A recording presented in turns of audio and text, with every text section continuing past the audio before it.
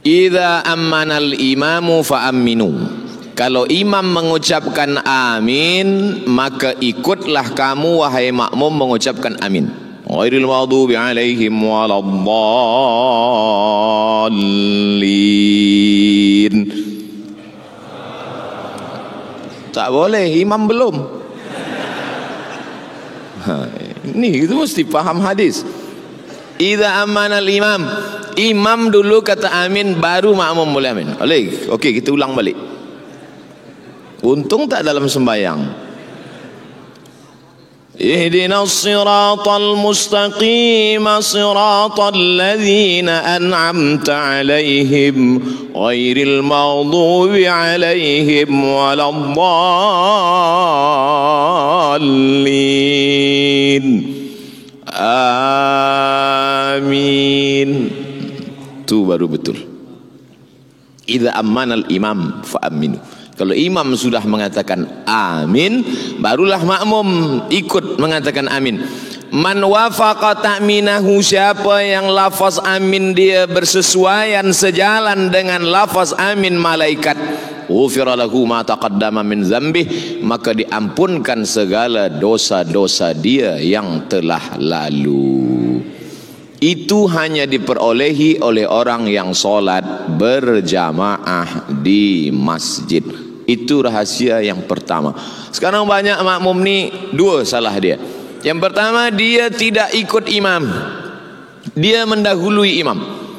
Ghairil maghdubi alaihim waladdallin. Ini namanya makmum Valentino Rossi. Dia nak cepat aja. Yang kedua, dia tak ikut bersama makmum lain. Ghairil maghdubi alaihim waladdallin. Amin. Dia diam aja. Amin gitu dia. Macam belum makan. Manakala selesai sembahyang, kita tanya kawan kita, tadi imam cakap amin, semua jawab amin, awak kenapa diam? Orang dah ramai dah. Oh, tidak begitu. Bukan kerana suara orang sudah amin. Ketika umat Islam mengatakan amin, yang paling dibenci orang kafir adalah mendengarkan lafaz amin. Orang beriman sedemikian ramai mengatakan amin. Panjang alifnya, panjang ya. Amin. Artinya istajib. Ya Allah, kabulkanlah ya Allah. Ihdinas siratal mustaqim, tunjukkan kami jalan yang lurus. Siratal ladzina an'amta 'alaihim, jalan yang pernah kau berikan kepada mereka 4 orang. Minan nabiyyin, nabi-nabi, was-siddiqin, orang yang benar, jujur, amanah, wasyuhada, orang yang mati syahid, was-salihin.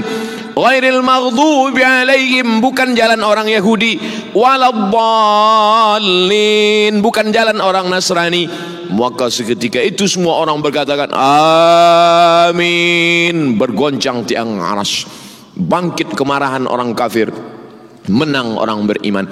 Maka yang selama ini lemah, yang selama ini tak kuat mengatakan amin, selepas ini katakanlah amin. Adapun lafaz yang tak betul, salah.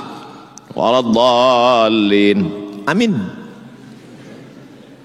Amin, percayalah. Amin, percayalah. Amin, jujur. Maka Nabi Muhammad itu bergelar Al-Amin, jujur. Amin, percayalah. Amin, jujur. Amin, amankanlah. Amin, amankanlah. Yang betul yang keempat, amin, kabulkanlah ya Allah. Kita tak tahu entah dari mulut yang mana doa itu menembus pintu-pintu langit dikabulkan Allah Subhanahu wa taala. Mungkin mulut kita tak dikabulkan Allah sebab banyak makan riba, sebab banyak caci maki, hamun, sumpah serapah, sebab banyak ghibah, menceritakan aib orang lain.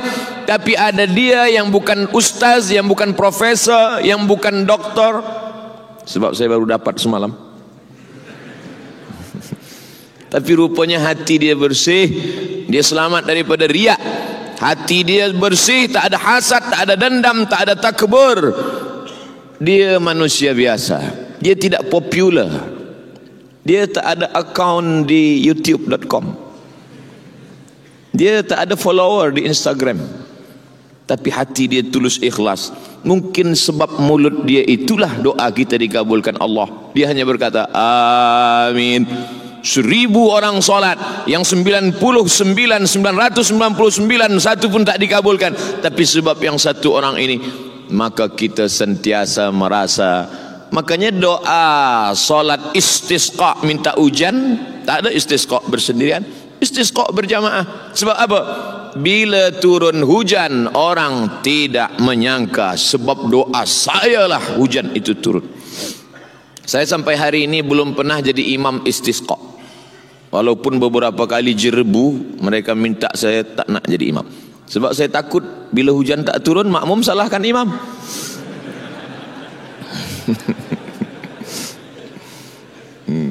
Tapi kalau makmum tu mengaji, dia faham, dia takkan salahkan. Sebab tak tahu entah dari mulut yang mana doa itu dikabulkan Allah. Maka berjamaah. Kalau hujan turun, dia tak, oh, sebab saya lah maka hujan ini turun. Cuba kalau bukan saya yang imam, mana turun? Iya kalau turun, kalau tidak. Oleh sebab itu maka ini hikmah yang pertama. Sampai hikmah berapa Ustaz sampaikan malam ini? Saya tak tahu hikmah yang keberapa. 60 minit habis. Sesuai yang tertulis 600 ml. Lepas itu kita jawab soalan 15 minit. Lepas itu kita akan berdoa bersama-sama. Yang kedua, ketika kita solat berjamaah nampak kaki imam, apakah iftirash atau tawarruk? Tawarruk, maaf beribu maaf cakap. Tawarruk rasa-rasanya tak boleh nak dicakapkan, tapi kerana masalah fiqh saya sebut juga. Tawarruk dari kata warik. Warik, maaf kalau silap salah, maknanya punggung, menempelkan ke lantai, maka disebut tawarruk. Yang kedua iftirash. Iftirash dari kata firash. Firash artinya tikar, menjadikan tapak kaki kiri menjadi tikar. Kita tak tahu apa itu duduk iftirash, apa itu duduk tawaruk. Dari mana kita tahu duduk ni duduk iftirash, duduk tawaruk? Dari mata menengok kaki imam. Makmum saf pertama menengok kaki imam. Selama ini dia salah duduk iftirash dan tawaruk, dia betulkan sebab dia tengok kaki imam. Yang saf kedua menengok kaki makmum saf ketiga. Apa pula saf ketiga? Saf kedua menengok kaki makmum saf pertama. Saf ketiga menengok kaki makmum saf kedua. Begitulah terus menerus. Maknanya apa? Dalam solat berjamaah tidak hanya tentang masalah doa amin, tapi juga belajar gerak-gerak solat. Sebab hadis Nabi hanya bercerita tentang kalimat, tapi bagaimana praktiknya nampak mata. Dari Nabi sembahyang ditengok sahabat, sahabat sembahyang dilihat tabi'in, tabi'in sembahyang dilihat tabi'in, tabi'in salat dilihat tabi'in, tabi'in salat dilihat imam mazhab salat dilihat muridnya, sampailah kepada guru-guru kita, sampailah kita sekarang. Mustahil orang yang solat berjamaah itu letak kakinya salah, kerana dia tasalsul birriwayat bisanad, dia tengok dengan kedua matanya sampai kepada Nabi Muhammad sallallahu alaihi. Maka tak boleh orang masuk Islam. Dari mana awak belajar solat masuk Islam? Saya beli buku tuntunan solat, saya baca sendiri, saya solat sendiri. Salah. Jangankan geraknya, jangankan angkat tangannya, jangankan letak tangannya, jangankan duduk tasyahudnya, jangankan gerak tangannya, bacaannya pun pasti salah. Manakala dia buka Quran, dia tengok tulisan alif lam mim, alif lam mim, tulisan sama, bunyi beza. Alif lam mim dibaca alam nasrah, alif lam mim tidak dibaca alam, alif lam mim. Dari mana dia tahu beza alif lam mim dengan alam nasrah? Dari telinga mendengar imam. Oleh sebab itu mendengar bacaan imam, Alhamdulillahi Rabbil Alamin, ha, Di situ banyak orang salah. Ha. Dipegang dada, tak bergetar dia. Itu huruf ha. Tapi kalau dia bergetar, alhamdulillahi lillahi hi. Dipegang dada, bergetar. Ha besar. Kalau tak bergetar, ha kecil. Kalau sedang mengajar, gosok gigi dulu. Kita khawatir dua kemungkinan. Kalau tak imam pingsan, makmum mati. Sebab itu maka ini adalah belajar. Maka orang yang niat solat berjamaah ke masjid, niat belajar. Man kharaja fi talabil ilmi, siapa yang keluar rumah dengan niat menuntut ilmu, fahuwa fi sabilillah, maka dia sama seperti orang yang berjihad fi sabilillah hatta yarji'a, sampai dia pulang ke rumah. Jihad. Subuh jihad, zuhur jihad, asar jihad, maghrib jihad, isya jihad, malam jihad. Tak betul. Mana aku pernah pergi jihad ke Rohingya? Aku tak pernah pergi jihad ke Uighur. Aku tak pernah pergi jihad ke Palestin. Kenapa dapat pahala jihad? Sebab niat dia ke masjid bukan hanya solat berjamaah, tapi niatnya adalah belajar solat. Nabi, di bawah Nabi, sahabat, di bawah sahabat, tabi'in. Tabi'in tak berjumpa dengan Nabi. Kalau ada tabi'in berjumpa dengan Nabi, namanya sahabat. Datanglah tabi'in berjumpa dengan sahabat. Nama sahabat ini adalah Khabbab ibnul Arth. Khabbab ibnul Arth. Ya Khabbab, ya, engkau pernah sembahyang bersama Nabi? Ya, saya sahabat Nabi, ikut perang dengan Nabi, salat di Masjid Nabawi bersama Nabi. Oh, kata tabi'in, Nabi itu kalau salat mulutnya bergerak atau diam? Salat zuhur, salat asar, salat yang tak berbunyi. Kata tabi'in, sahabat Khabbab ibnul Arth menjawab, Nabi kalau salat mulutnya bergerak. Dari mana engkau tahu? Dari mana engkau tahu bahwa Nabi kalau salat itu mulutnya bergerak? Kata Khabbab, bittirabi lihyatih, aku tahu mulut Nabi bergerak sebab janggutnya bergoyang. Bismillahirrahmanirrahim.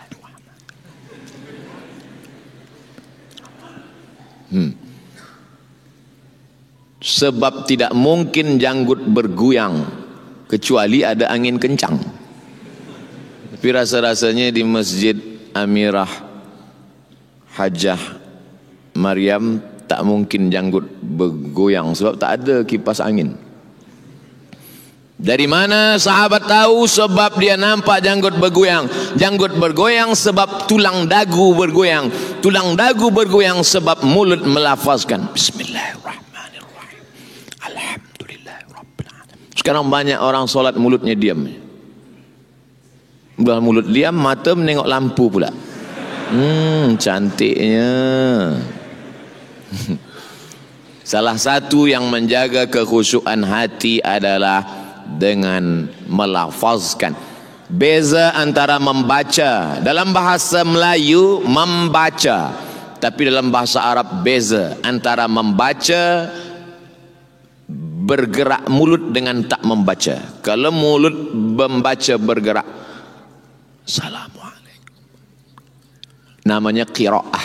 Tapi kalau baca mulut tak bergerak, mutala'ah. Mutala'ah artinya tala'a yutali'u mutala'ah, mata menengok tapi mulut tak bergerak. Sekarang banyak orang disuruh qiraah tapi yang dia amalkan mutala'ah. Salat bukan mutala'ah tapi qiraah.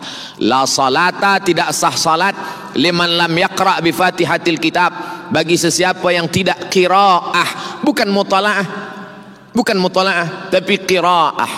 Makanya orang yang qiraah salat zuhur asarnya pasti lama. Bismillahirrahmanirrahim, wadduha wallaili idza saja. Tapi janganlah dengar macam itu pula. Tapi jangan pula sampai pakai lagu macam qori. Bismillahirrahmanirrahim. Biasa, jangan terlampau cepat, jangan terlampau. Sebab bila kita baca di mulut pasti satu nafas satu ayat. Bismillahirrahmanirrahim, Alhamdulillahirabbil alamin. Tapi kalau tak dibaca di mulut, satu nafas satu Fatihah. Satu nafas 3. Satu nafas tu boleh isinya 3. Iftitah, Fatihah, ayat. Itu namanya Johan.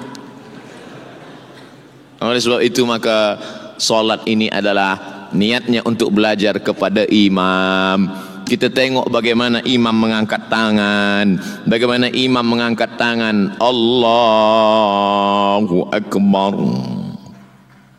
Allahu Akbar, hatta yuhazi uzunaihi, sampai setentang dengan telinga.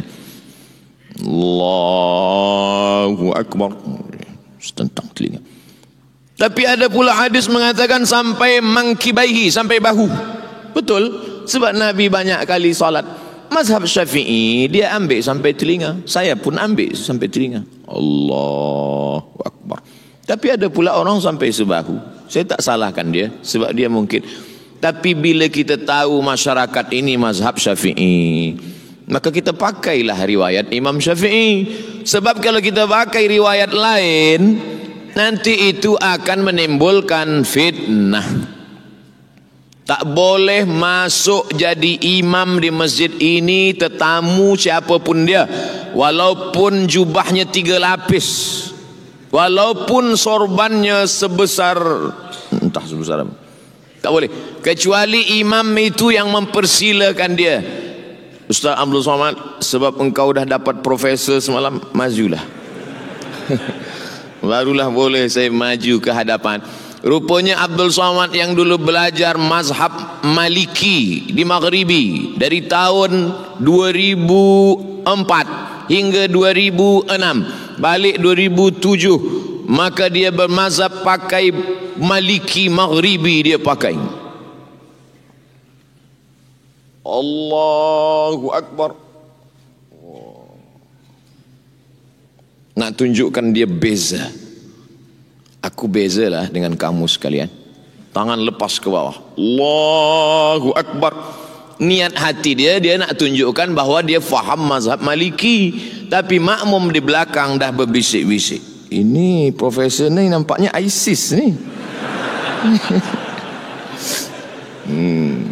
Menimbulkan fitnah. Jangan membawa mazhab lain kalau sampai di suatu komuniti yang bermazhab Syafi'i.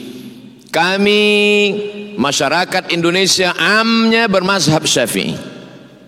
Embassy, Indonesian Embassy di Rabat Maghribi, masa solat tarawih kami pun menjemput Profesor Dr. Ahmad Ar-Ruki. Datanglah dia menjadi imam tarawih. Biasanya orang Maghribi ini kalau baca ayat dia baca qiraat warsh, dan tiada pakai basmalah, tak ada bismillah. Dalam mazhab Maliki tak pakai bismillah. Alhamdulillahirabbil alamin, arrahmanir rahim, maliki yaumiddin. Mimnya pendek. Kalau ada hamzah di atas waw, tak dia baca. Alladzina yuqimuna as-shalah, alladzina yu'minuna bil ghaib. Biasa bila dia jadi imam bersama orang Maghribi dia pakai qiraat warsh, dan bila dia menjadi imam dia pakai mazhab Syafi'i. Tapi malam itu di Indonesian Embassy dia jadi imam. Allahu Akbar. Bismillahirrahmanirrahim, alhamdulillahirabbil alamin. Selepas solat tarawih kami tanya, Syekh, kenapa pakai mazhab Syafi'i? Dia senyum, sebab kamu semuanya bermazhab Syafi'i. Aku tak ingin berbeza dengan kamu. Kamu penuntut ilmu faham, tapi orang yang lain ni tak faham, khawatir menimbulkan fitnah. Hari ini datang orang, dia pakai mazhab yang dia pelajari kerana ingin menunjukkan dia beza. Aku beza dengan yang lain. Oh, du'atul fitan, dakwah da'i-da'i yang membawa kepada fitnah. Saya sebelum bagi tazkirah ke Brunei Darussalam, first time, pertama kali datang, dibagi tahu, Ustaz Abdul Somad, kita di Brunei Darussalam berpegang kepada akidah Asy'ari Ahlus Sunnah wal Jamaah dalam masalah tauhid. Dalam masalah fiqh kita bermazhab Syafi'i, dan dalam masalah tasawuf kita Sunni, Junaid Al-Baghdadi dan Abu Hamid Al-Ghazali. Maka jangan keluar daripada ini. Saya diam saja. Sebab saya ni memanglah itu. Tapi saya tak jawab. Takkan saya katakan memanglah aku macam itu. Sebab itu mesti dijaga. Kerajaan mesti menjaga itu. Sebab kata Imam Al-Mawardi dalam kitab Al-Ahkam As-Sultaniyah, hukum hakam kesultanan, fungsi daripada kerajaan gunanya adalah ra'id din wad daulah. Ra'id din, menjaga agama. Jangan sampai orang datang merusakkan akidah Ahlussunnah, merosakkan sehingga muncul kerisauan jamaah, ikhtilaf fiqh, ikhtilaf. Alhamdulillah terjaga akidah Ahlussunnah wal Jamaah. Abul Hasan Al-Asy'ari, fiqh 4 mazhab, Hanafi, Maliki, Syafi'i, Hambali, tapi kita pakai fiqh Syafi'i. Ini semua untuk menjaga umat. Maka dalam sembahyang pun begitu juga. Alhamdulillah imam-imam kita menjaga itu.